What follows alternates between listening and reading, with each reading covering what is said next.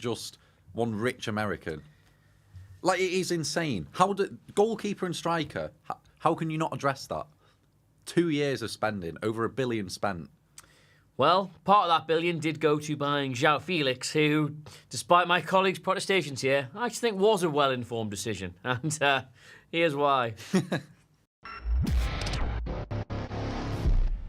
Right, hello there, everybody. Adam Cleary from FourFourTwo here, and Joao Felix to Chelsea? No, me neither. Yep, no, that was the entire intro, right? Joao Felix is going back to Chelsea after he underwhelmed all season at Barcelona, after he underwhelmed for half a season at Chelsea. I am going to try and find the positives in this, but it's not exactly a transfer that gets your pants off, is it? Some talk right now is that such is the convoluted web of that is Chelsea's financial situation and transfer policy, that the only reason this deal is happening in the first place is because the Samu Omorodian, I can never say his name, that deal fell through, and Madrid can now not buy Conor Gallagher unless Chelsea give them a fat stack of cash to do so. So they just had to buy somebody, anybody from their squad, and as Joao Felix still has a Tesco club card and a Soho House membership, he made the most sense. But we're not getting into that, right? This is a tactics channel, and from a tactics perspective, Joao Felix, and I can't believe I'm saying this,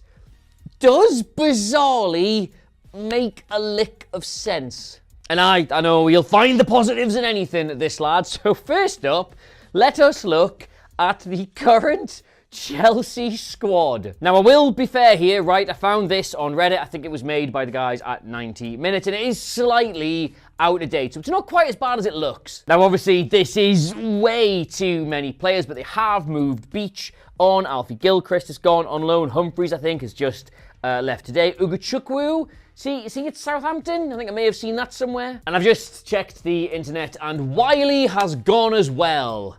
Whoever that is. But, because it is slightly out of date, Pedro Neto isn't on this, so he needs to go on here along with Joao Felix. So that's like 5 young squad players out, 2 senior first-team players in. And that basically means of all the players in this area of the graph, you are allowed to pick 6 for any one game. So where the does Joao Felix go? Well, and let's get rid of this, all right? This was the starting lineup against Manchester City. And I can't believe I'm saying this, right? But for all the options Chelsea had in this game, all the subs they made, all the different things they tried to do, they were actually crying out, genuinely, for a player like Joao Felix. Because it's worth pointing out, by the way, this is not the sort of setup we were expecting to see from Maresca. He massively favours a 4-3-3, so it remains to be seen whether this is what his Chelsea side looked like or whether this is just how he wanted to set up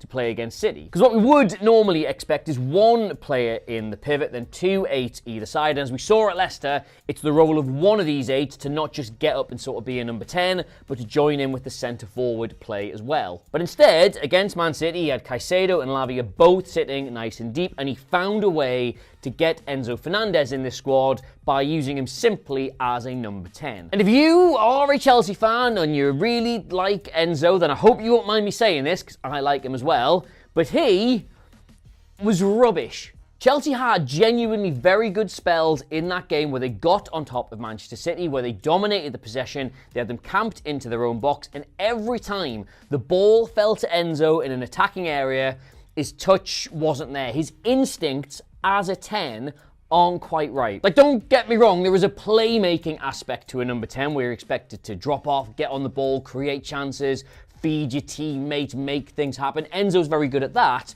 but there's also an onus on you to be another goal threat. And that is, for all of his qualities, a part of his game that is absolutely rubbish. This is his heat map from the Manchester City match where there was ample opportunity to be a goal threat, to get in the box, to support Jackson, and instead, that's few and far between. Instead, he wants to float on the outside of the box or drop all the way back and get involved in the build-up. Like, if you look at his shooting numbers as well, he's never going to be somebody who provides you that kind of direct goal threat. Like, he gets a high volume of shots off, but if you look at the average distance of them, they're almost always long ranges from outside the box. And then if you also look at his clinicity, which I'm like 80% sure is a word, he scores very low for that. Like, he's not great at getting them on target, and this small decimal here means it basically works out that he needs like 20, 21, 22 shots per goal, which is a lot. And a quick one for those of you who care about XG, because I know that's not everybody. If you compare his actual goals output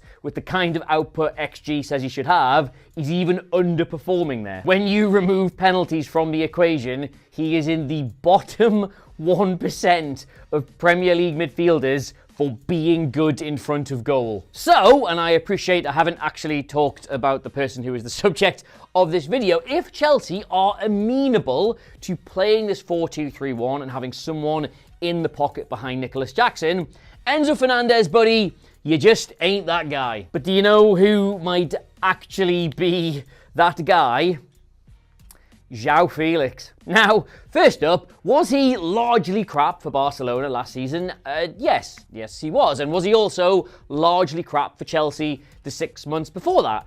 Yes, also he was. And if we show you those exact same statistics that we just showed you for Enzo Fernandez, first off in his loan spell at Chelsea and also in his most recent season at Barcelona, he's not offering you anything different there, really. Like, startlingly similar to Enzo Fernandez, he winds up with this really high shot output, but when you start measuring the quality of those shots in terms of how many he needs to get a goal, where he's having them from, how many of them actually end up in the back of the net, how many of them end up in the back of the net comparative to what the XG says they should be ending up in the back of the net, that's really bad. That's really bad. So what gives? Like, Joao Felix is a player who's had a great reputation through most of his career as a deadly, intelligent, technically gifted player in the opposition box. So what's been going wrong for him the last 18 months? Well, the issue largely has been positional, right? This is his seasonal heat map from the last 12 months at Barcelona, and you can see he's doing everything almost on the left-hand side of Barcelona's attack. He will drift into the middle, yes, because he likes to do that, and he also offers a bit of a box threat because, well, he plays for Barcelona. You would expect that, but by and large, he is stuck all the way out here. And that's because, largely, there wasn't a number 10 position in Xavi's Barcelona. They had a 4-3-3 as well. Occasionally, they do something mad like stick Rafinha in one of the 8 positions so he could get up and support, but there was no direct sort of second striker pocket role. So Felix either had to play as the centre forward, which he was never going to do if Lewandowski is fit, or he was stuck all the way out here. And now let's look at his seasonal heat map from when he was at Chelsea. Now, it is a little bit more weighted into his favourite area because Lampard especially would occasionally use him as a false 9 and he would drop off or he'd play up front with Havertz. So he was occupying the central areas a little bit more, but also he was occasionally stuck all the way out on the left-hand side. And I mean, Chelsea fans, you won't need me to remind you of this. The back half of that season was about as cluttered and disorganised and all over the place as any team you've ever seen. So I'm not going to come down too hard on a player like Joao Felix for not really maximising the most of his minutes. That was hard to say. In the centre of the pitch. So, long story short, the nearer you can get Joao Felix to this favoured central area that allows him to either be a box threat when he's coming from a 10 or to drop off into it if he's playing as a centre forward and do a little bit of creation, the better he theoretically is, right? Well, if we go back one season further to when Madrid and Simeone were using him this way, those numbers then change dramatically. Like, he's still got the same high shot volume, but the quality of those shots is absolutely night and day. Like, they're way more accurate. They're from much better positions. When you compare them to the XG, starts to overperform, meaning there's a sort of deadliness to his finishing. And when you start looking through all his other stats from that season, you start to see the kind of player he's capable of being when he's used the right way. Like, his passing numbers massively improve as well when he's able to drop into the areas he wants to be in. He can create chances for his teammates. He can play the ball into the penalty area. He can play the ball into the final third. He can create high quality chances. Like, look at the assists. He was at the top 2% in La Liga for them last season. I think it's literally only Griezmann and Vinicius Jr. who are higher. And it gets even more impressive if you look at his off-the-ball numbers as well. Like, these are his defensive stats from that season. That is him top 1%, number 1 in the whole league for the amount of tackles won in the final third. So he wasn't just this great creative presence, he wasn't just this lethal goal scorer, he was a work rate machine as well. Simeone had him hounding players down. And how was he able to be so much better? Well, you take his heat maps from the seasons he was bad, and you compare them to the heat maps from the seasons in which he was good, and that is a completely different footballer playing a completely different brand of football. So you just put aside for 1 second how insanely mad Chelsea's windmill-powered transfer ideas machine is, and you look at this player here, and what have you got? You've got somebody who, when you play a system that has a lot of possession, that squeezes the opposition back, that requires a box threat from midfield, that presses high, Joao Felix is one, undoubtedly, of the best players in the world at doing that. But on the flip side, when you play a weird, incoherent brand of nothing ball and you have to stick him all the way out on the left and just tell him to get on with it, he is dog eggs. And thus, perversely, this might work out really well for Chelsea, because if Maresca is going to go from this 4-3-3 into instead a 4-2-3-1, that is a position in which Joao Felix would arguably thrive better than any of the 8 million players they already have on their books. Now, just to give you the most direct comparison imaginable, right, this was an unbelievable chance for Chelsea to find themselves in 1-0 against Man City, and Fernandez just does not have the game brain to bring this under control and create something out of it. It just bounces off him like he's a training cone. You put Joao Felix in that exact position, and that is where he comes alive. Weirdly, my worry for Chelsea in this deal is actually not about Joao Felix, because the pieces do seem to line up quite nicely for him to slot into this team. My worry is that, given that we know Fernandez doesn't really sit comfortably as the pivot in a 4-2-3-1, my God, we saw that last season, this creates yet another world-beating star in this squad on enormous wages who now doesn't feel like they're an instant part of that first 11. Like, to put that another way, what I mean is that this is yet another Chelsea transfer that does not address one of the current problems in the squad, it merely creates one all of its own. Unless, and we'll whisper this one very quietly, unless the plan is not to play him as a 10 or to play him on the left-hand side. The plan is to replace Nicholas Jackson with him. Because then, if you do stay as a 3 and you're actually playing him as a false 9 and he's dropping out of that position, all of a sudden any of the innumerable excellent Chelsea-wide players who like to attack the box, and possibly even a Fernandez or a 𝗕𝗫𝗓𝗓 doing it from a deep run in midfield, they've got the space to do that, and you've got this brilliant, technically gifted forward who will float all around to find the spaces that this movement creates and attack the box as and when he feels the need. Now, I mean, I don't think this actually will be the plan for Chelsea, because if this was some idea Maresca had in the back of his head, I think you would have seen them linked with all manner of similar centre-forwards across the summer. But it is nonetheless an option that suddenly avails itself to him. But obviously, trying to predict what Chelsea are going to do either in a transfer window or just a game of football is probably the stupidest thing I could do on this channel, so we'll leave it there. Now, of course, if you are a Chelsea fan, the comments section is right there. I have no idea how to feel about this team going into the season. I was very positive in pre-season, but the more mad things happen, the harder it becomes to convince yourself that it's all going to come together. So, what do you think? All thoughts, feelings, opinions, and even just starting 11s at this point, appreciate it down there, so please do go and fill your boots. I'm down to my last 2 weeks of reminding you all about this, but me, idiot boy with no knees, bad heart, and generally just quite physically pathetic, I am doing the Great North Run sooner than I wish it to be, but I'm doing it to raise money for Mind, who are a mental health charity here in the UK. I'll stick a link down below if you'd like to read about why this is a very important cause to me and why I'd really like to raise as much money as possible. And if you have got a couple of quids sitting down the back of the sofa or in your back pocket, any donations do go so much further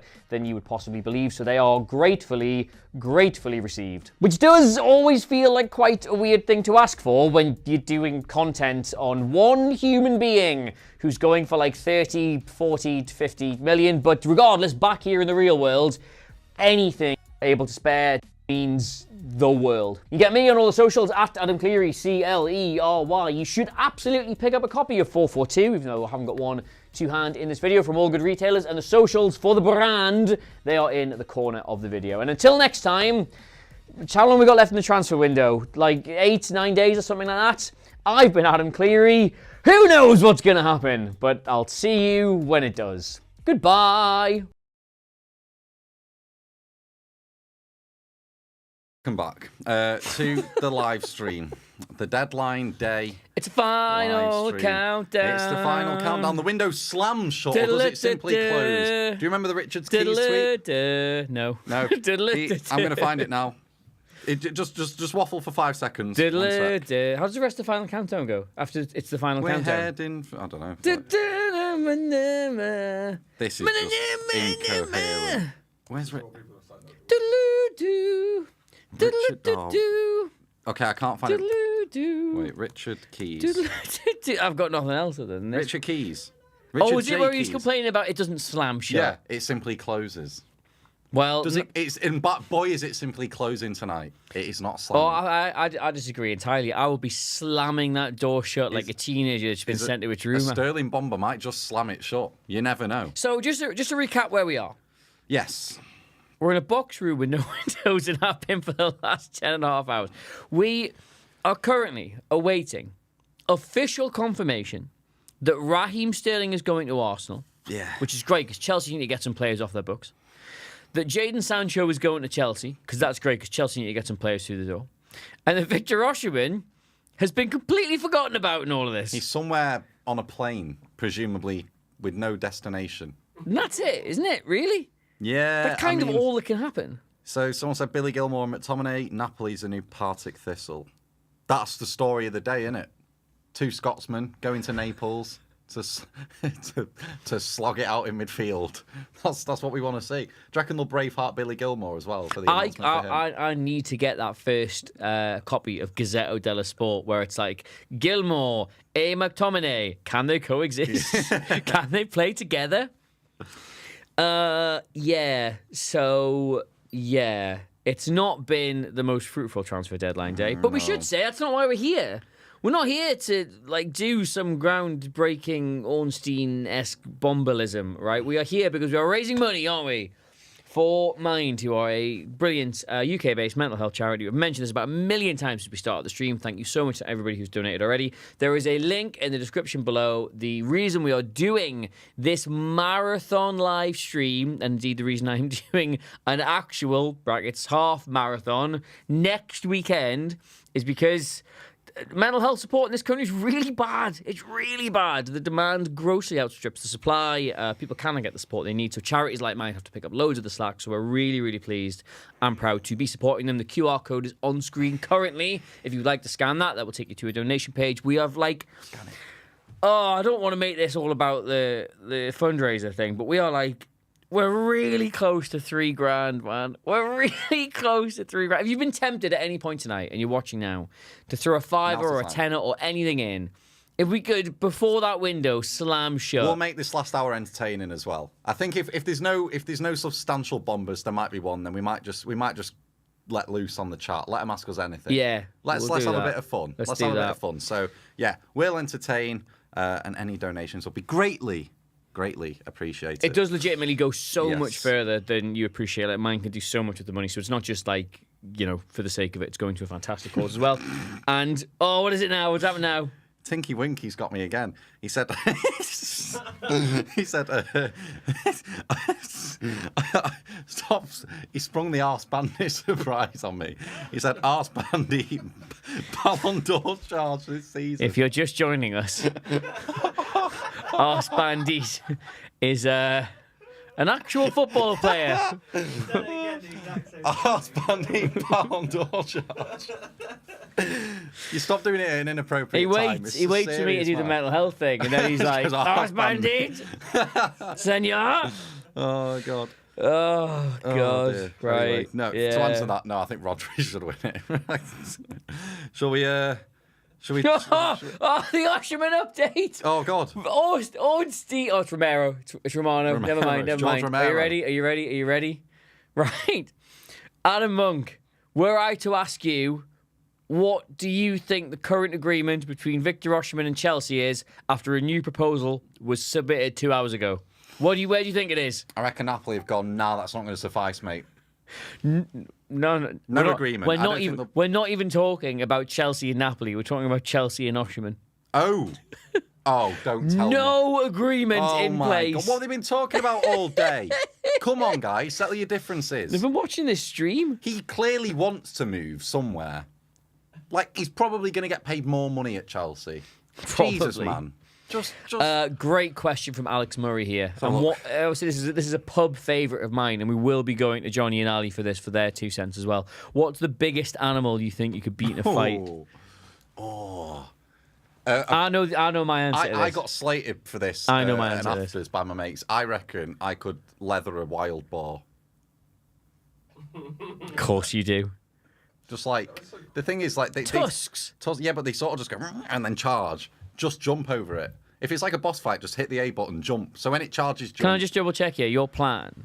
Your plan. When it charges at me, vault it. Your plan is dexterity. Yeah. And nimbleness. No, and then kick it in the arse. The man who admits by his own admission is the most cack-handed person on the planet. I'm cack-handed, but I'm not cack-legged. But fleet of foot. Oh, you've not seen me strike a ball. I have seen you strike a ball. Wait till I strike a ball's arse. You literally posted it on the 442 Instagram page. Of me knuckleballing a ball onto... Scuffing 3 kicks in a row. Yeah, well, listen, I wasn't used to the footwear, and Ketch was putting me under pressure. And he's put you under pressure. Has he asked for another JW code? No, not for a good couple of hours. Not yet. Well, listen, I could batter a wild boar. Right, I think there's a bigger animal I think I could beat in a fight. Is it dormant though? Is it just like It's a cow, yeah. A cow? But cows are big. Punch a cow. The question is not what's the aggiest animal you could beat in a fight. No, but I think there's some morality's got to come into this. If you just leathered a cow, I'd look at you differently. Whereas if a boar attacked me and I defended myself, I come out triumphant. 𝗕𝗊𝙍𝗀𝗏, thank you so much for not being put off by the arse bandit allegations and interruptions. Thank you for your donation. That's very, very gratefully. A boar gratefully killed Robert Baratheon. Well, I'm not built like Robert Baratheon, am I? Robert Baratheon couldn't move. He was just sat in a chair going, "Oh, she's got a nice pair." Like that's what all he did in Game of Thrones. So a boar charged at him and hit him. A boar would not hit me. No disrespect to Robert Baratheon, but I'm built different. No, literally, I am physically built different to Robert Baratheon. There is no way a boar would. Yeah. The usurper of the Iron Throne, sure, but he's not Adam Monk. Someone said, "Yeah, cow is easy. They can't walk downstairs." So, how are you getting a cow at the top of a flight of stairs? And then what? You go to the 2 steps down and just uppercutting it? Like, is that the tactic? I just chin it. Just chin the cow. Just fury. Fury and rage is how I go for a cow. Lads, biggest animal you can beat in a fight? What resources do I have to No, fists. No, just you. What God gave you. And it's on a plane, like a plane of land. You're in a field. Well, that's a good shout. Stephen Derry. It's a cow. It's a cow, isn't it? A cow. Stephen Derry said a manatee, but they're aquatic. Yeah, you're dead in the water. Yeah, literally. like technically the biggest animal I could beat in a fight is a blue whale on land. Oh, okay. You know what I mean? I just like outlast it. I don't know, one freaking... No, Yeah. But that's not. and you're gone. I'll just stand on the other side. Easy. Right, but no, you've got to be in its domain. Like if You'd it's, win on a technicality. You've got to deal it some damage. Yeah. You've got to yeah. hit the whale. To if the I'm point fighting a where it's whale, I'm fighting a whale in the sea. Is my logic with this. So you can't pick stuff like that. You know, it's got to be a. Morally kill it. Oh, here we go. Oh, give it a rest, vegan lasagna, will you? What's bigger than a cow that you think you could? Veronica says, "Have you seen the size of a wild boar?" Yeah. What's bigger than a pretty cow? I think occurs. Wild boar. Elephant. They're quite kind. Look at that. It's a little pig. Izzy F, I love you dearly as well. Thank you so much for that All right, donation. they are pretty big. They are pretty big. Oh, here he goes. Size Here he of that. goes. Quite tall, though. You'll be right. I'm 6'3", but by the way, but Who asked? wait. The size of that. Look at that. God, that is big, actually. I don't think I could jump over That's that. only big comparative to the tiny balls that are babies. with it. Like, they're not they're not dogs. Right, wild boar to human scale. Wild boar compared to human. I'm still Right. reeling from... Look at that. So it's like it's going up to an average man's like what 5'9", so it's like it's going up to the hip level. It's going to my quadricep. I can vault that. I'm sorry. As long as I avoid the tusks, I stay winning. I stay winning. Wild boar is not going to. Yeah, the next live stream we're doing is you fighting a wild boar. Okay, apparently, wild boars can run up to 50 kilometers per hour. I didn't know that. Didn't know that. But you're not seeing me in Air Force Ones. Isn't 𝗦𝗶𝗴𝗍 already having his best season after just 2 games? Sorry, we're missing 2 answers here. What's the biggest animal you can beat in a fight? Oh no, I said cow. You think cow? You could do a cow in as well, Johnny. You couldn't fight a cow. No, I feel bad about it, but It's you or them. In this scenario, you've got to imagine it's you or them. If you won't fight a bull, then you shouldn't fight a cow, says Stephen Derry. Is that the scenario? Huh? Like I'm actually gonna die. Yeah, it's coming for you. Right, okay. Right. Let him cook. Sorry, Let him Tinky cook. Winky's Give me wrong. A large pig. A lot, like a boar, for example. A massive pig. A massive pig. Tinky Winky, you are right in theory, but whales can't. So Tinky Winky said blue whales breathe air, Cleary. They don't have gills. But you cannot put a blue whale on land and Yeah. expect it to live. Yeah, why don't they just live It on the has- land it, then? it comes up for air and then submerges itself again. there are no comments complaining about the fact that we're not talking about football. Okay. So much. So can I just say, Adam? Wait, I don't know if this is true, but someone's just put in the chat. Someone's donated as arse bandits. No way. Is that true? They hasn't come through yet. But thank you to Joe G. Massive thanks for that. That's very nice. We've 33 donations tonight. That's brilliant. That is actually brilliant. Joe G, thank you very much. That was very kindly appreciated. Dan Harolds, I love you also very, very dearly. Oh, dare I dream? Could we hit the magic $3,000? Could we? Oh, I don't want to check, because I'll be sad. Who have I missed? He might. Oh, we got 20 quid from Oh Arse my God. Bandits. you? We got 20 quid from Arse Bandits. Arse Bandits. My close personal friend. Thank you so much for that donation. We're doing the right thing. It's all going well. Okay, someone's just told me to Google Hogzilla, and that is one big boar. Look Look at the size of that. You're not shitting that. I could jump him. I'm not kidding. All right, I did. The average. Yeah, I did. When someone said, what animal can you take? And I go, Hogzilla. Jay says you couldn't kill a cow with your hands. I say I could. Yeah, I reckon you could wear it down. It'd just get bored. I It'd roll would over. push that cow over, and I. You can't push it over. They are sturdy things. Couldn't really. You haven't seen me move, man. You've got quite thick skin as well. Thick neck. You couldn't really like. It's block. It's got air's got to go in somewhere, Johnny. It would like just swing you off. Can people hear you saying this? He's just saying you can't kill a cow; it would swing you off. Shake its head. Right. Someone's asking another one. Would you rather have fingers as long as your arms or arms as long as your fingers? well, let's ask Jordan Pickford. Easy that. You'd rather have arms as long as your fingers because you just get prosthetics. If you had fingers as long as your arms, there's nothing you're doing about that. You could batter a boar. You could beat a wild boar. Yeah. God, your fists would be huge. But none of you, capitals, none of you could take out a boar or a cow. I genuinely reckon. What about a 2v1? Can we get any bigger animals? Honestly, I'm never ever not going to believe that James Preston there is not just a cow with a fake account. You could never. James has asked if it was a 2v1, me and you versus an animal. The biggest animal I could kill Like with me another and person. you together. Yeah, were you who can jump boars? Yeah. What could I use that particular skill set for? I think if there's 2 of you could do a giraffe. I was going to say a camel. I think if there's 2 of you could do 2 people could do a camel. A camel, they are big though, aren't they? Are they bigger than cows? Yeah. Camels are Camels? big. I rode a camel when I was like Wow, 10 or 11. wow. They are big. Did it? Camels are big. Did it have a choice? You just leap it. Well, the Bedouin tour guide just put me on it. Yeah, they just vault it. No, a giraffe. How are you hitting a giraffe where it hurts? How are you hitting a giraffe? Lads, how are you hitting a giraffe where it hurts? We're trying our best. Male ego is wild. Wait. Oh, yeah, this I will say, by the way, I don't know if any of you know any women, right? But if you ask them this question, it's very different. They're like, cat. Yeah. They give like proper, honest, probably correct answers, and we're like, yeah, do a ball. I'd do a ball with tusks. Ketch has asked, do you think there will be a boy born who can swim faster than a shark? Now, I understand that reference, Ketch. Do you? You've not seen the UK office, have you? No, I haven't. What's the question? Do you think it'd be a boy? Boy born who can swim faster than a shark. No. There probably won't be. With But both it's, Adams, you could do an eagle. Yeah, easy. On the ground, yeah. Cleary provides a leg up and Monk flies into the sky and catches it. We're not, like, surviving for food here. Ali, as you've correctly pointed out, there's not a single complaint that we're not talking about the transfer window here, which I think says so much about the transfer window, as well as our banner. Yeah, we're not doing a giraffe. How you get into the point where it hurts? Like, we're just hitting a giraffe in the kneecaps. We're going to kneecap a giraffe. It's just going to buckle.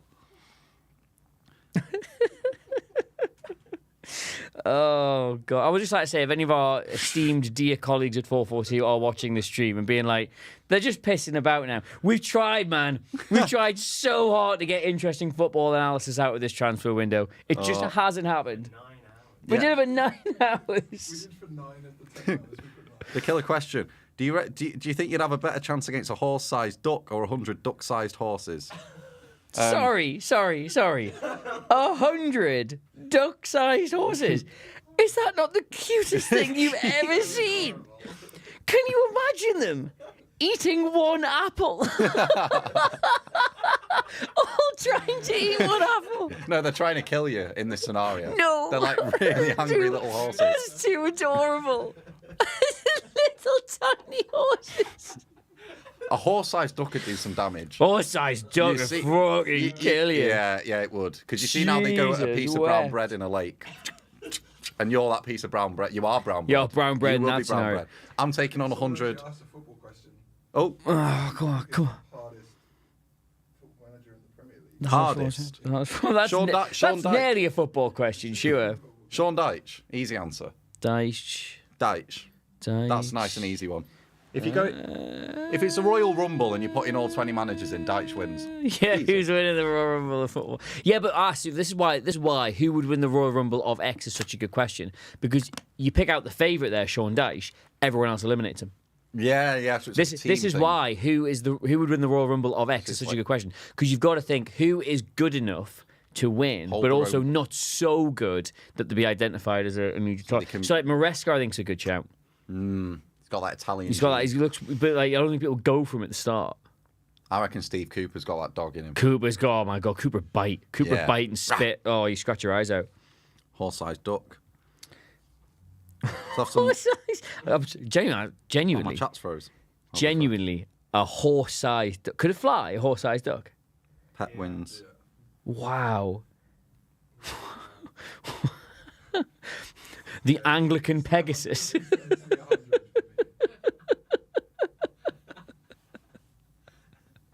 Oh God, that's amazing. Ange really good. Ange really good Yeah, shout. big Ange. Yeah. I'll just hit him, mate. That's all he'd say. Oh, you say Big much, Ange. yeah. Yeah, Isaac Robertson correctly points out, big up the crew behind the camera. Johnny, I'm your biggest fan, he says. There you go. Shout out. He's been a legend. Is it Isak or Isaac? Isaac. Isaac, what a guy. Isak. Look, I've just got that. It's 2 A's. There's 2 A's. There's 2 A's. Yeah, that's Sometimes Isaac then. He don't play for Isak's Newcastle. Look, it's just better to check. Isak It's just better to check these things. Is it not? That's like, do you know, this is a story, no one knows this. So the day, when I was working at City, the day Grealish signed, and I was following him around and he was doing like loads of things with the club. And then he went into the club shop and there was people who worked in the club shop there and they were getting him to sign the shirts. And he was going like to, and then their name. And then he was like, from Jack Grealish, put the signature on. So he did a girl called Kara first, and he was like, how do you spell that? Is it Kara or da-da-da-da-da? And then he said this. He gave the shirt to this guy, and he said, "What's your name?" And he went, "Henry." And he went, "How's that spelt then?" And just like looked at him. Henry? Yeah. And then he was like, "Henry, H-E-N," and he went, "Oh, I was wondering if it was like the French one, like Henri or Henry," and just like looked at him dead. So he thought that like, but like, yeah, oh yeah, true, yeah, Henri. But I just thought it was hilarious. Here's a question: did Jack Grealish not play with Henri Lansbury at Aston Villa? Yeah. And ergo would probably think, oh no, but that's Henry Lansbury, isn't it? yeah, Henry Lansbury. Yeah, but it's not Henri Lansbury. Yeah, but it's H-N-R-H-E-N-R-I. I stand corrected then. That's would be a true. very reasonable question. That is Jack actually Grealish the asked, explanation. based on his life experience. That's confused me for 3 years. I thought, why did he say, "Oh, I thought it was like the French one"? I was like, it's Henry, isn't it? But no, that actually Henry makes Lansbury, sense. yeah, H-N-R-I. You've explained it to me then. H-E-N-R-I. Okay, yeah. then. I rest my case. I've got a question. Apologies. When you were following Jack Grealish around, at any point did he ever turn around, look at you, and then like try and adjust his own hair, or like? He had a lot more hairspray in on the day than I did, so he didn't really need to. But Didn't mistake you for a mirror. he did. My question. Have we covered Andre to Wolves? Yes, No, we did. yes. Well, we did a bit of discussion on Wolves. Come in as a done deal for 21 million. Great. Sorry for trying to make it football. Wow, Zaha to Leon. Did we know about that? I thought he was going to. He was at Galatasaray. Did we know wasn't he? about that? No, he nearly went to Leicester a few weeks ago. Yeah, that's pretty cool, I guess. Right, come on, we've got like 25 minutes of this left.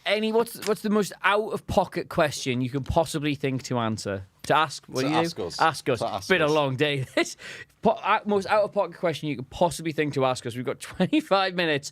At some point, Raheem Sterling may or may not go to Arsenal. there will Victor be one Osimhen will sit in an airport departure lounge, and Sancho may get confirmed as a Chelsea player. And until that, there's nothing else we can really talk about at this point. No, let's have a laugh. What is the most? And I'm really enjoying this. What's the biggest thing you could kill in a fight sort of situation? Yeah, This is great pub ammo. James said, Jack Grealish probably got confused by my legs with all the balls I've been jumping over.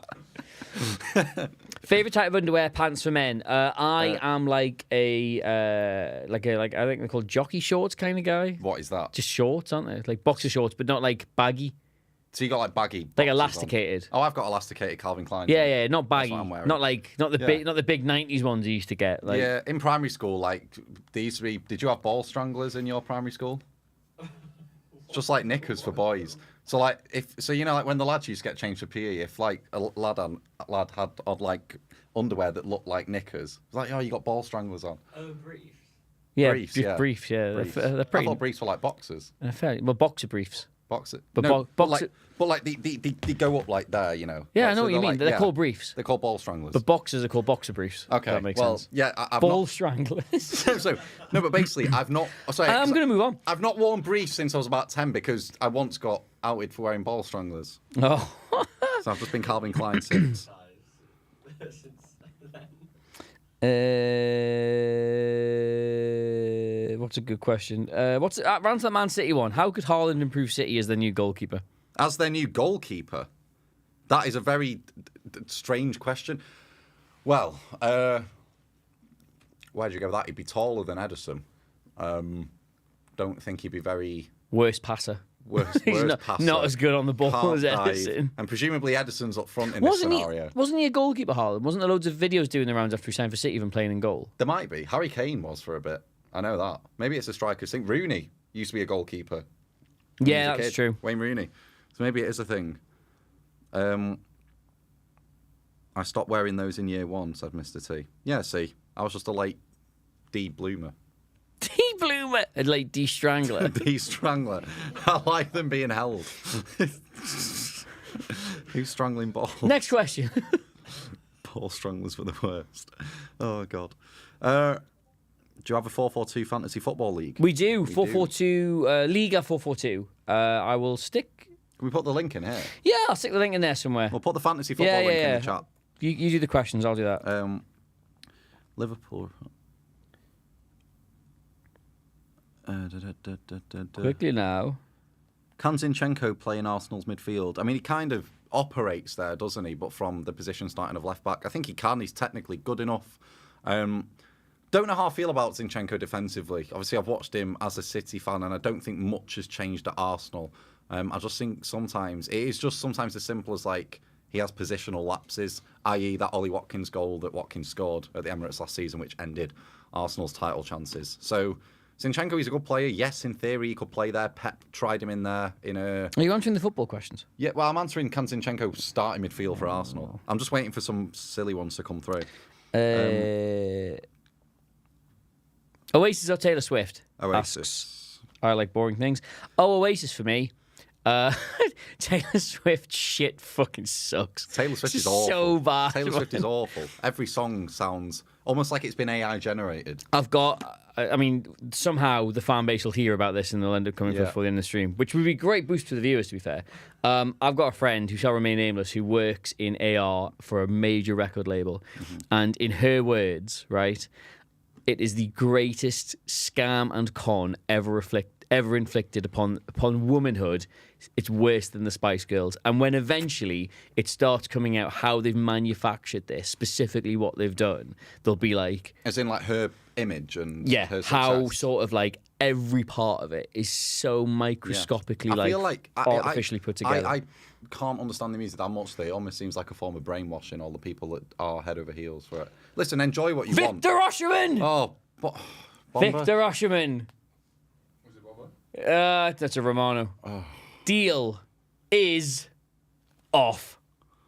Right. Are you staying at Napoli or is he going Victor to Osimhen Saudi? can reach no agreement with Chelsea, and the delegation have now left Napoli. If nothing happens from Saudi in the next 3 days, he will stay at Napoli, but he is not going to be included as part of the squad.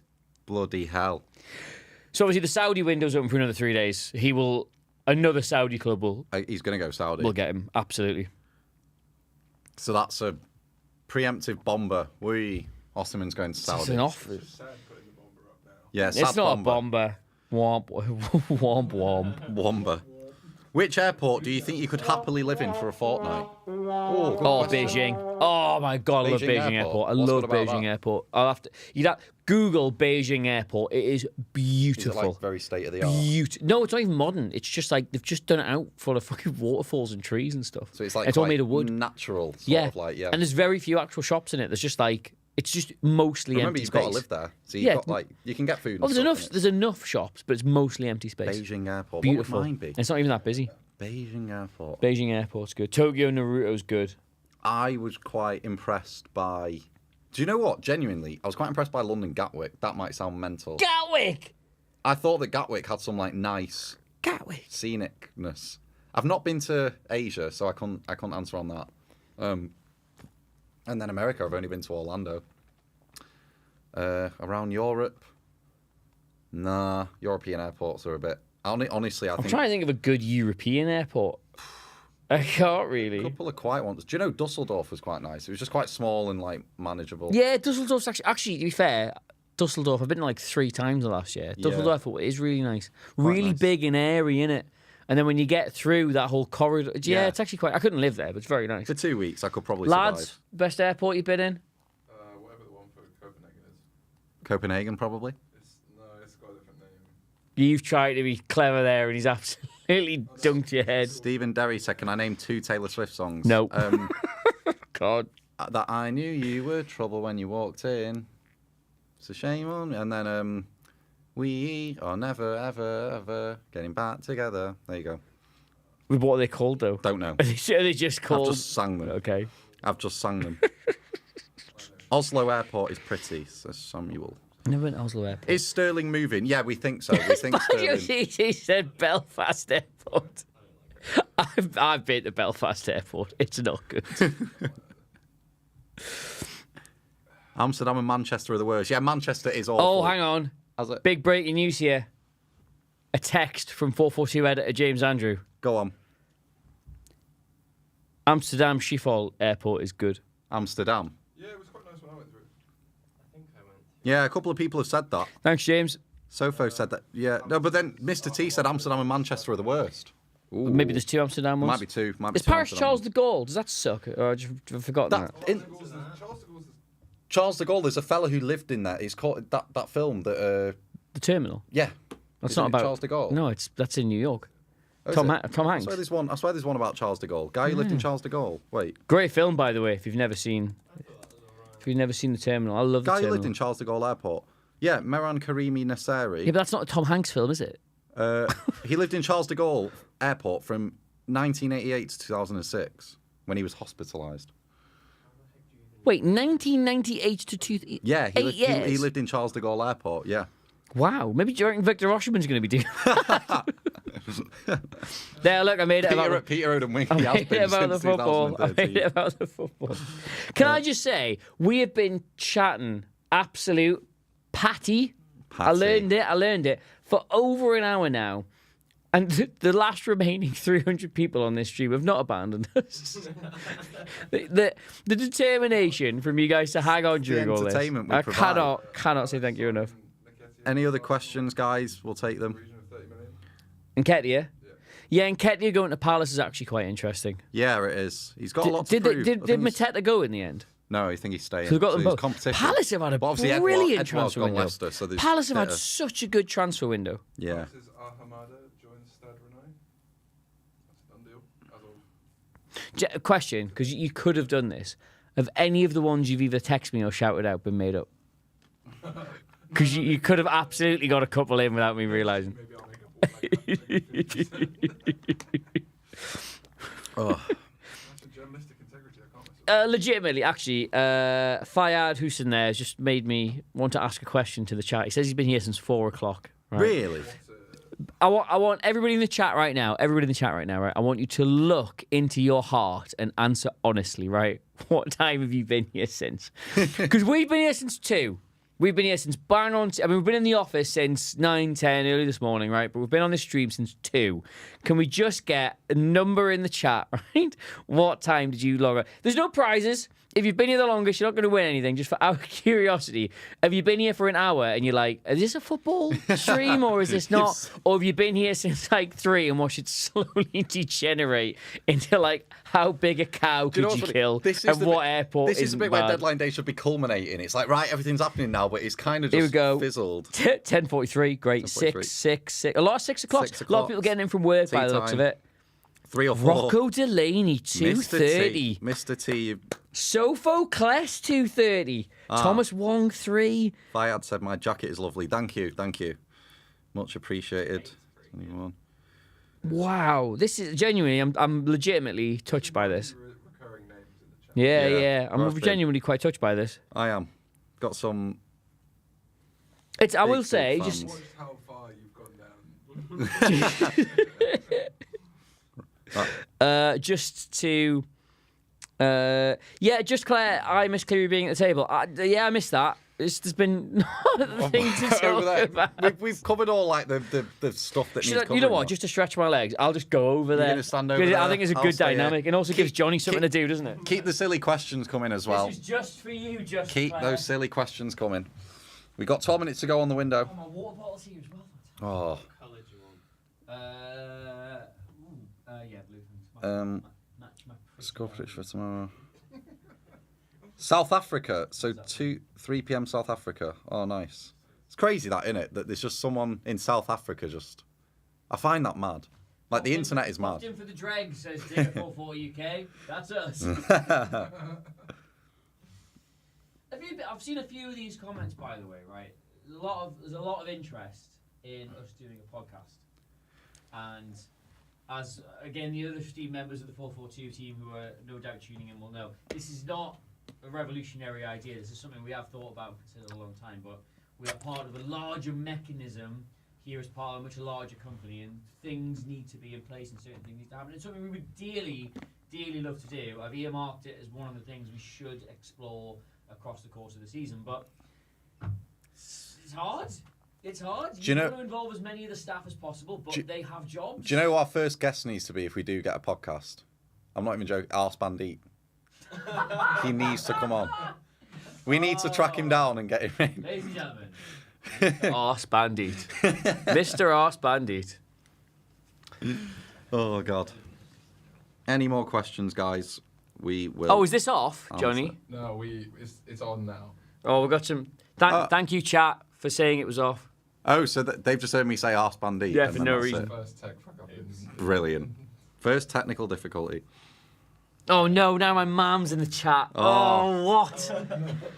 Angela, you don't want this. Bring back us. So apparently, look, like I was saying something very interesting. I shall repeat. A few people have suggested that we do a podcast, right? And I would like to say this is, as I'm sure the esteemed members of the 442 team watching will vouch for. Raheem Sterling is at Arsenal. Wow. Okay, so that's happening. Anyway, we have thought several times about doing a podcast. We are part of a much bigger mechanism here, part of a much larger company. It's not a case of just simply, let's just go and do it and we'll do it. We need certain things to be in place. But it is something we have earmarked to try at some point this season, just as doing a live stream was something we earmarked to try as well. So if that is supported as well as this is supported, there's every chance we could do that. But the problem we've got is that the 442 team work really hard. We would like, obviously, as many members of the team to be on it as possible, but they have jobs, and finding the time to do that and do it well, not just turn up and do it, but to do it really well is difficult. But just so you know, for everyone who said you should do a podcast, yeah, we agree. We would love to have a podcast. We think we could have a lot of fun with that, given the stories that are in the mag and some of the journalists that do stuff for us, the things we could talk about. We think we've got a good podcast in our back pocket. We just got to find the time. Get it done. And convince people to give us the money and do all the stuff that's required. But yes, we hear you. We would dearly like to do it. Yeah. So this entire chat's just about my mum now. Yeah. Nice Yeah. comment though from Shamuel. Your son is incredibly good at what he does. You've done great. Yeah, So well, your she mum. gets all the credit. That's She nice. gets absolutely all the credit. Now what? Now what? Well, Mum, someone's- you've completely thrown the thread of Beefy this. Storm said, how many otters could you carry? Carry, rural question, important context, are the otters cooperating? They're cooperating, because Yeah. if they hug, if they would get on, I reckon like- you're talking 20. 20 otters? 20 How big's the average otter like that? Oh, big, but if they get on, I reckon I'd carry So 20. like If a the otters are koala. squirming, 1. If the otters don't want to be carried, I carry 1 I otter. think 20. I think even cooperative otters, like that 20's a lot. I'm saying Weigh about 32 kilos Yeah. each, mate. I don't think you're carrying 20. Lou, how much? 32. 23 to 32 kilos. Kilos! Yeah. I don't think you're carrying That's as that. heavy as like a. I reckon 3 then. All right, But one's got to be clinging to me. 5. 5? 5. Do you know how much? So you're lifting 120 kg Don't of you pure be coming otter? at me with this energy when you just said you would leap a ball and kick it in the arse, right? If I think I can carry 5 otters, I'm allowed to live in the same plane of existence as you. Sleepy otters. What's That's- your otter deadlift? 5 otters. Yeah, all right, deadlift 5 Otter otters. deadlift. That's the new metric. I'll ask it. My flatmate's a big gym person. I will ask her tomorrow. I'll say to her, like, an otter weighs X amount. What are you doing? And she'll. I reckon I could probably do a little bit less than she could. A lot of the comments are like, you're really underestimating otters here. I want to point out, we said we could beat a cow to death, potentially a boar, and there was no sort of like, oh, yeah. I think you're underestimating the boars there, mate. But now all of a sudden I can carry an No, otter. there wasn't. People doubled down and started saying giraffe. It's just lunacy. There was one that said that they can't climb stairs. Or something like that. Yeah, no, yeah, cows can't climb stairs. And again, I would just like to point out to the 340 odd people who are not abandoning this live stream the weirder it gets. Yeah, there's just people, and then some of them aren't commenting as well. It's just people sat here listening to some bloke Lurking. talk about. I love the animal-related stuff though. Sterling's having his medical at Arsenal. Bloody hell. Sterling is having his medical at Arsenal. Arteta's wanted him for a couple of years, definitely. Have they? Yeah. Have they actually wanted him though? Yeah, they went in for him. So Arsenal first went in for him when we were trying to sign Alexis Sanchez. So City, that was like 2018. That didn't work. And then I think Arteta went for him in 2021. Didn't work. And he ended up at Chelsea. So, yeah.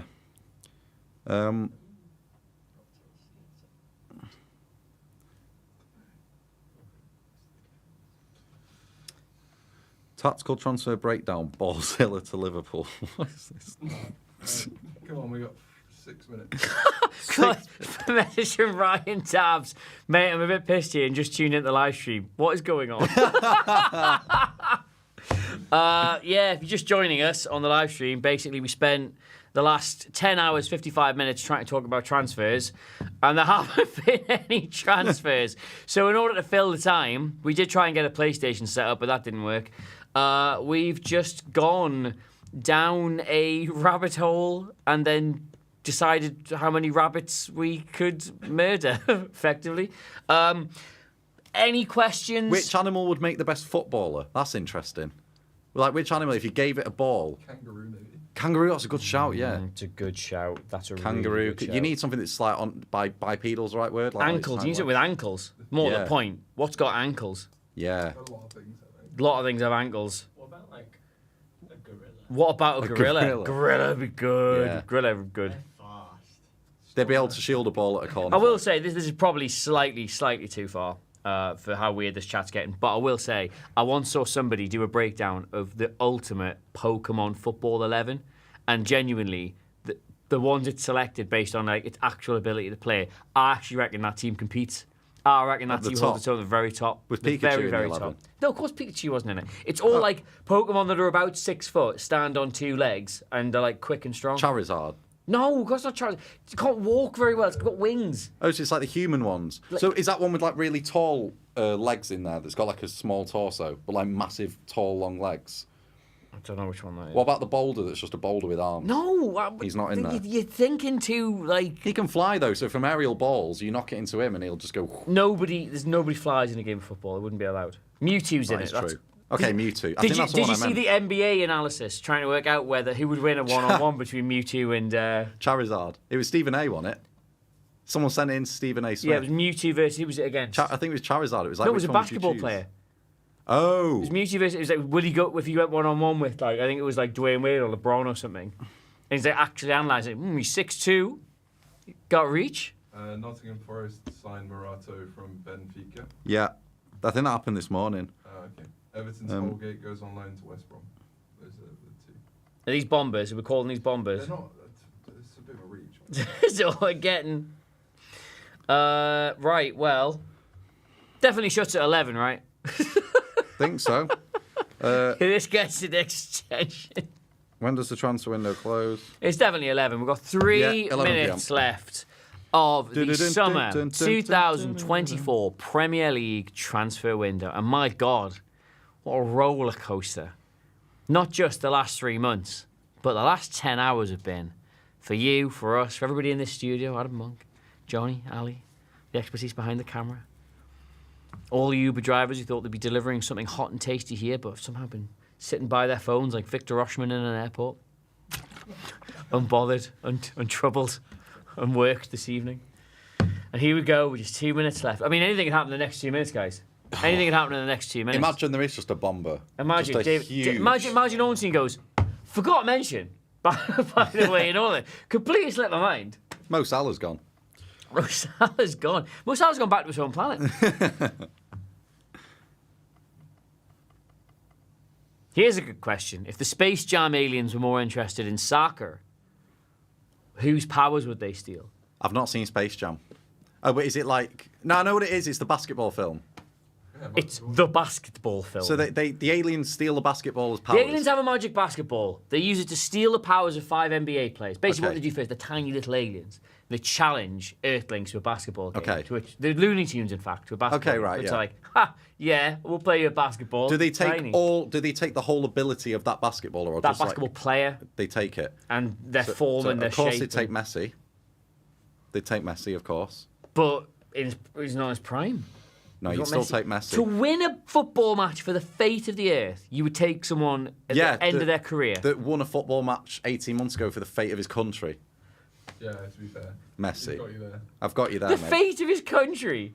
Well, The fate of his country. Good job, Argentina At won least that's how that. it Otherwise, felt it when the- wouldn't be there now. It would just be called yeah, Brazil see, 2. people say Messi, yeah, right. Messi. Rodri. Someone's taking Rodri. Yeah, I'd take Rodri. Yeah, Right. absolutely. Rodri. Do you have to take a goalkeeper? Yeah. So it's you- a five. Let's say it's a 5-a-side game. So you're taking, I think, Alisson. Good balance of feet and hands. The best one-on-one goalkeeper in the world. You're thinking Alisson. 5-a-side, aren't you? Yeah. And then you think, do you know I'm taking? Up and down, No, five-a-side's all action. It's not City bias, but Bernardo Silva. Five-a-side. This is, yeah. Who are you taking then? Anthony Gordon? No. Who's your alien possessing? Sean Longstaff? Bruno. Bruno. Behave. Absolutely having Bruno, yeah. Oh, my God. Bruno, Rodri, probably Haaland. Why not? That would look good on camera. That's all I can think of right now. You also got to think this is a movie, so, you know, who So you need the... So Ronaldo, what's then? the star He's power? starring, isn't he? Oh, God, no. Christ. Well, No, this film would be filmed in America, so you couldn't have Ronaldo. Who's the best actor?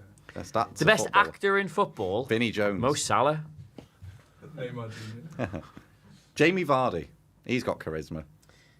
Mm. He can do his fun celebrations. It's not City bias, but Bernardo Silva is such a lie, lol. How? Yeah, that is right. Touche. But think about a five-a-side game. Bernardo Silva does not. His engine doesn't run out. He's great in tight space. He's really good on the ball. Works hard. No star power, though. I'm not watching Space Jam. I'm not bothered. I don't care what Space Jam. Come on, Ryan. I know you're still watching. What's your Space Jam Monstars squad for football? And why are you putting yourself in it? Oh, it's 23:01. Yeah, Windows The window's slammed shut. I didn't hear anything. The BBC is officially saying that the transfer window is closed. Wait, so what's happened to Sterling? They'll still register stuff, won't they? Yeah. So. As long as the deal sheets have gone through by now, the club still have 2 hours to finish the deal. Wow. 2 hours. Reece Nelson, Ipswich deal off, and he's gone to Fulham. Oh, that's a turn up for the books. Get the tactics table out. One last time. No, one last dance. Of course, Ryan. Never watched it, bro. James Andrew, if you're still tuned in, editor of 442, James Andrew, and Fulham, it's a word I want. Luminary, elite, Fulham Illuminati? enthusiast. Enthusiast, yeah. Reece Nelson, is that not doing anything for you? Not getting the blood flowing? Do you have access to the comments? Just text me. I don't know. Just Claire asks, can loan deals go through after 11? I think nobody knows the rules of this. Because every year there's stuff you haven't heard about at 11 p.m. And then the next day you wake up and say, oh yeah, by the way, nobody mentioned this, but so-and-so went to Wolves. Yeah, and you just sort of find out the next day. I don't think anybody really knows exactly what the rules are. This is why Adam Monk should not be responsible for the Earth's defence. That is a bit extreme. I think Bernardo Silva would help protect the I think Earth. anyone in this room should be responsible for it. Yeah. Magnets. Just get loads of magnets on the spaceship. That's a real. If anyone who has been here since about 3 or 4 o'clock, that's a real deep cut. That's about when it started going here, wasn't it? Could you not just drive a 3 or car with 4 a o'clock? magnet? That's how we should end it. Yeah, the magnet bit was where it derailed. I think we still kept it fairly structured till about 8. And it sort of when we just started naming Barclaysman, that was my That was favourite peak. bit. Yeah, just peak naming footballers. That was the best bit. Right. Well, we'll keep rolling till about 10 past, I think. Yeah. Door didn't slam tonight, just softly closed shut. Correct. The transfer window just closed. Was it even open? Was it even open? That'll be the real question. I guess Honestly, we'll never know. Newcastle United could absolutely gaslight me tomorrow morning to be like, actually, the transfer window was never open. Did you see the lack of things that went? I was like, oh yeah, actually, it's a good point. Yeah, nothing happened. Oh God. I can't believe Newcastle haven't bought anyone. Have they not signed anyone? Lloyd Kelly Lloyd Kelly. and that 4th choice goalkeeper who's now going sent back out on loan. That's it. Rough. But That's it. at least you got Tonali back. Technically, they bought Lewis Hall. Right, yeah. And you've got Tonali back now, so it's like... And we've got Tonali back, we've got Joe Linton back, and we've got Nick Pope back. Yeah. We should have Botman back eventually, but that's You'll be not. all right. That's not what a transfer window is. Oh. I don't know how to answer that one. How do you feel about this transfer window then? What are my overall thoughts? Overall thoughts? Football's in a bad place, man. Everyone's skint. No, everyone isn't skint. Everyone has plenty of money. Just nobody's physically able to spend the money they've got. They've tried so hard to stop other clubs competing with, especially the Premier League anyway. They've tried so hard to stop other clubs competing with the establishment that they've actually gone and hamstrung their entire product. Now nobody can really spend that kind of money. Like, the PSR thing being a set amount over so many years probably seemed like a great idea 6 or 7 years ago, but money in football has become so inflated even in that time. The ability to spend what meagre amounts you can actually amounts to very little. You can't really go out and buy the kind of players you want to. And the problem is other leagues haven't got the money for them anyway, so now just nothing happens. I think City are going to destroy PSR in court. Heard it here first. You think they're going to We're win? coming for the Premier League. We might win. We might. They're going to win their court Do case? you know what? I'm backing my club. Yeah. We don't take L's at City. Not City bias, but I think PSR is actually on the way out, mate. I do think the game would be better without it. Maybe some different kind of regulation, but if you want to see your team win the league, Adam, you better start backing me. Do you know what it is, right? On the one hand, I hate the idea. I hate the money in football. So I hate it so much. It makes me feel sick looking at the kind of money that gets spent. But on the other hand, there's no other business operation in the country that has this kind of legislation. Yeah. Tells you can't spend your own money. It's crazy. Like, yeah. And that's what City are protesting. They're saying it's not in the name of fair competition. Forest signed Ward-Prowse from West Ham. Ooh, that's what we started yeah, the day that with. was we started the day with that. That was the first deal we talked about. Yeah, yeah. Leganes have bought Sebastian Haller from Dortmund. That's a weird one. Who's Leganes? Leganes is a city southwest of Madrid, right next to it. Spain? Border of Madrid, yeah. Are they in La Liga? Signed the whole Yeah. city. UD Leganes have gone up this season. Well, good for them. Yeah. Good for them getting Sebastian Haller. Joe White went to MK Dons. Good, cool. I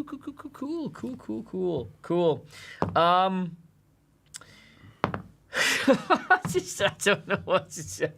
I know. There's nothing. So Sterling probably will go to Arsenal. Sterling will go to Arsenal. And they Sancho, did we get an update on Sancho at Chelsea? think Sancho's a Chelsea boy now, so that's all sorted. Do we think that? I reckon so. Has it been here we go'd? I don't know. It's. There he is. It just says they're getting close. We are close.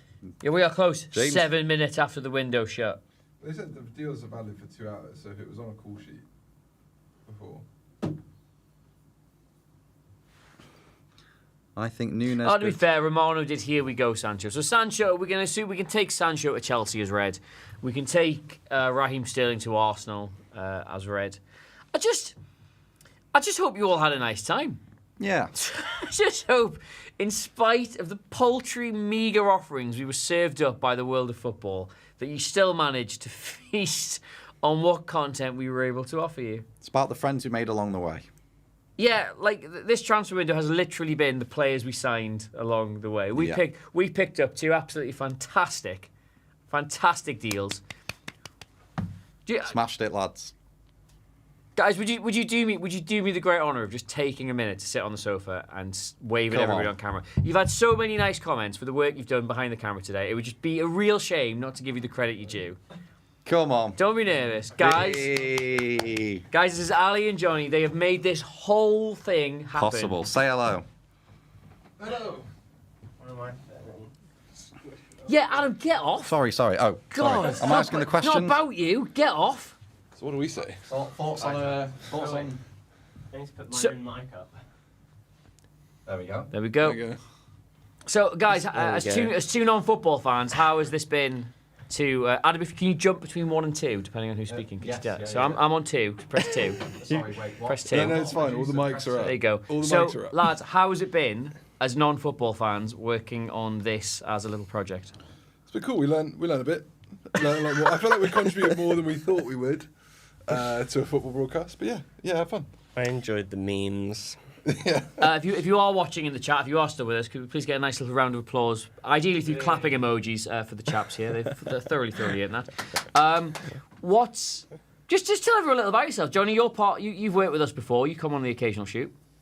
Yeah, I work for Future as a videographer. So FourFourTwo is one of the brands. We took you to meet Declan Rice that time. Yeah, That was cool. you enjoyed that. Mm-hmm. You came to see Trent Alexander-Arnold. Were you not on that one? No, not that one. That was I forget his name. The other guy. That was the other guy. Yeah, the other guy who's not here. I went Has to it awakened a deep love of football in you? It's made it more interesting. I didn't know it was as complex as it was. Oh, look at all the nice claps in the comments. Yeah. That's all for you. That's for We did the you. thing. That's for you. Oh, that's sweet.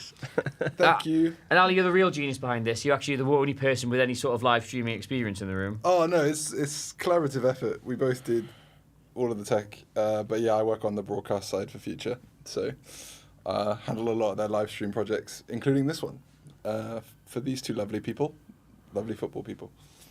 I will say, just to give you a little bit of an insight into how this was made, I was really banking on Ali coming in and saying this wasn't possible.